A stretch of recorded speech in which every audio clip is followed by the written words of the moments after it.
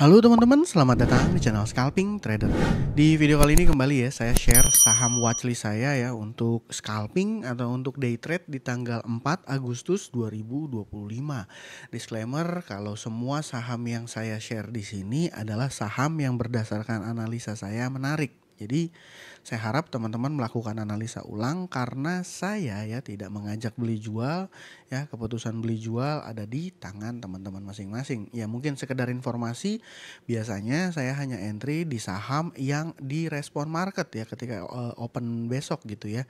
Biasanya direspon market itu artinya apa? Artinya dia terkonfirmasi opennya hijau pekat gitu ya. Seperti itu. Dan ya kenapa? Karena memang tidak ada kepastian saham yang saya rekom itu akan naik. Jadi makanya saya harap teman-teman bisa mandiri ya dan bertanggung jawab dengan trading teman-teman masing-masing. Seperti itu. Langsung aja di tanggal 4 Agustus saya punya saham itu ada 4 ya. Ini Koin, Raja, SCMA juga Mina. Ya, ada 4 saham dan saya akan mulai pembahasannya satu persatu mulai dari informasi di hari sebelumnya di hari Kamis ya. Jadi waktu itu saya screening di hari Kamis karena mungkin IHSG 2 hari di hari Rabu dan Kamis itu terkoreksi, jadi saya nggak bisa nemu saham yang menarik ya. Jadi biasanya buat teman-teman yang belum tahu, dasar saya menganalisa adalah ya flow ya, jadi data transaksi. Ketika ada money flow besar itu biasanya saya lirik sahamnya, dan ketika IHSG itu koreksi Rabu Kamis ya makanya nggak terlalu banyak saham menarik ya. Jadi waktu itu saya cuman bilang pani ya, ada informasi red issue lalu dibantah kan di keterbukaan, tapi pasca pembantahan red issue itu ya nggak ada distribusi gitu. Jadi dan sore yang kemarin ditarik, tapi seperti itu koin saya bilang ini KI belum distribusi, harusnya Senin tanggal 4 nih open. Ini maksudnya saya mau bisa sampaikan bahwa kalau seandainya mau teman-teman pertimbangkan untuk entry ini harusnya oke. Terus juga saya mention soal BRPT sama TPIA ya. Soal laporan keuangan BRPT sama TPIA kan tuh melonjak tuh ya.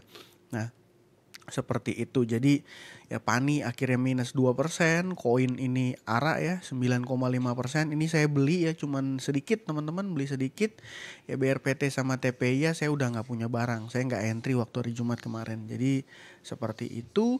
Dan ya untuk besok ya saya pikir yang paling menarik itu yang pertama koin. Waduh. Kenapa koin? Kan kemarin udah jualan bang gitu ya. Jadi mungkin pertanyaannya seperti itu karena jujur saya udah jualan, ya saya jualan koin waktu di sini-sini ya.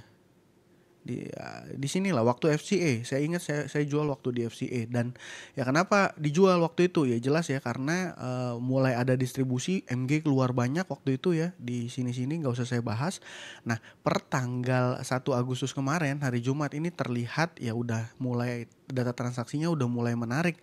Kenapa? Karena ya ini KI-nya belum keluar. KI sebagai underwriter ini belum keluar dalam porsi yang banyak. Dan kalau saya punya telusur ini MG, Excel, XC ini ya cenderung ya retail yang mungkin dapat barang ketika bid atau barang yang dia dapat ketika dia ikut pooling di IPO. Jadi dengan kata lain saya bisa sampaikan koin ini belum ada distribusi besar ya. Waktu itu dia sempat goyang ini di periode ini sama ini yang buang besar itu MG ya. MG-nya kita tahu lah big player luar biasa kan yang selalu dapat antrian terdepan kalau di market gitu ya. Dan ini informasinya sudah terkonfirmasi. Jadi perubahan ini mulai efektif per tanggal 4 Agustus ya, which is Senin ya. Jadi di sini ditulis koin keluar exit ya.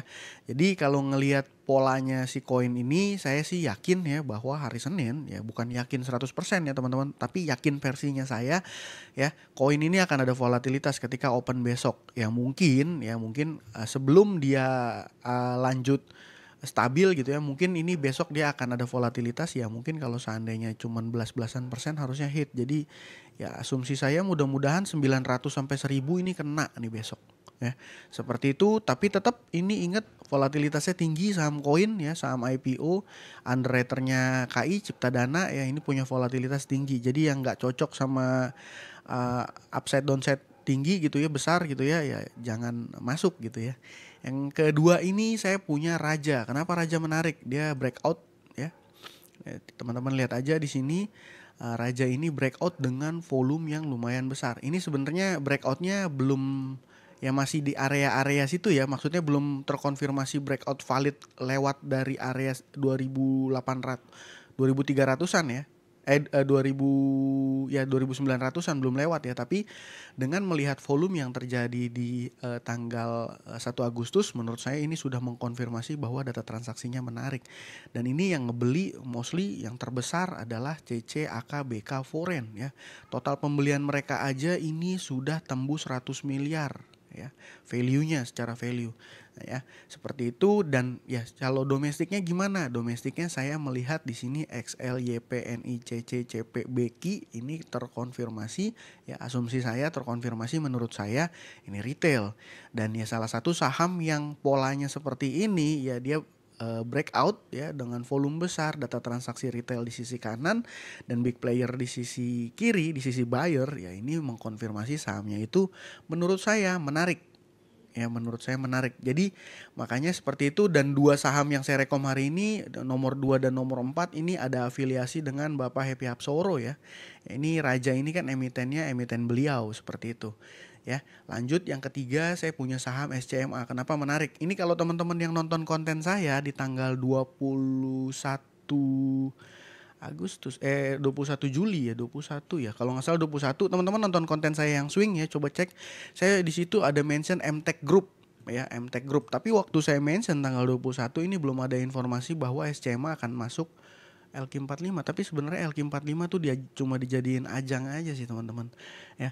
Jadi maker di sini adalah YP. Nah ini saya juga nggak ngerti kenapa XC bisa masuk sini ya, mungkin mau menggocek. Kenapa? Karena ya dia belinya juga dalam jumlah yang bukan kecil ya. Jadi kalau misalnya ada yang mengatakan bahwa XC atau Ajaib beli itu dalam jumlah gede itu jelek karena itu retail, ya nggak. Di case-nya ini beda ya. Di case ini mungkin menurut saya justru sebaliknya. Ini menurut saya lah, itu saya bisa salah. XC yang di SCMA hari tanggal 1 hari Jumat ini bisa jadi ini XC-nya nominee karena dia beli dalam jumlah yang lumayan besar gitu ya. Bahkan dia berjajar dengan beberapa ya broker-broker yang sering dipakai oleh institusi ya. SCMA gimana? SCMA sama, mirip-mirip sama Raja. Saya bilang sorry, ini saya coba gambar-gambar gitu ya. Nah ini break ya, volume gede. Ini saya bikin SL170 ini waktu di swing tanggal 21 ya. Jadi kalau seandainya saya mau klaim bahwa ya jujur saya nggak punya barang ya teman-teman, saya malah beli MTech-nya, saya nggak beli SCMA. Sama kenapa? Karena saya punya rule di porto saya tuh nggak boleh terlalu banyak ya, karena saya kalau punya porto terlalu banyak tuh analisa saya jadi bingung gitu kalau terlalu banyak. Jadi saya bilang waktu itu SL 170, di sini breaknya lanjut koreksi lanjut dan ini boom ya. Jadi yang masih punya SCMA ya mudah-mudahan happy cuan lah ya kalau yang ikut rekomendasi tanggal 21 itu ya. Dan besok ini saya rubah plannya jadi lebih ke trading karena saya yakin besok masih ada volatilitas melihat volume yang terjadi seperti ini ya. Retail di sisi kanan juga seperti itu. Jadi ya itu. Yang ketiga ini ada tadi yang ketiga ya SCMA, yang terakhir ini ada Mina. Kenapa saham Mina direkomendasi? Ya jujur dulu beberapa waktu yang lalu saya beberapa kali nge-mention saham Mina sama saham Bufa ya. Jadi dua saham ini saya mention tapi tidak saya rekomendasi. Kenapa? Karena waktu itu kalau teman-teman yang sering nonton konten saya pasti ngerti ya, Mina sama Bufa itu big playernya itu lagi adu kuat gitu ya, lagi gebuk-gebukan. Dan di Mina ya khusus case-nya Mina ya, di case-nya Mina ini waktu di periode penurunan ini saya nggak kasih rekom, dan periode kenaikan ini pun saya nggak kasih rekom. Kenapa? Ini saya tarik sederhana lah ya, saya tarik anggaplah dari 10 Juli ya, dari Juli lah ya, sembarang di sini lah let's say. Nah dari mulai tanggal 9 Juli, dari mulai range ini gitu ya, dari turun terus naik, ini top seller satunya adalah broker MU. Ini kan jarang dipakai banget ya Mina Padi. Ini dia punya reksadana juga by the way ya. Si Mina Padi ini jual dalam jumlah banyak. Saya tuh langsung dejavu. Saya ngelihat wah ini kalau dia punya barang sampai 3,9 juta lot ya ini pasti bukan sembarangan. Yang pertama ini asumsi saya ya, kalau nggak market maker ya emiten ya apapun itu, tapi dia punya dalam jumlah banyak dan dia ada di sisi seller. Jadi ini indikasi yang menurut saya ya kurang oke. Walaupun waktu itu sahamnya naik terus, saya lihat MU-nya masih jualan dan saya nggak bisa tebak. Saya susah untuk menganalisa jumlah saham yang dimiliki oleh MU karena dia bisa jual dalam jumlah besar. Makanya saya nggak rekom.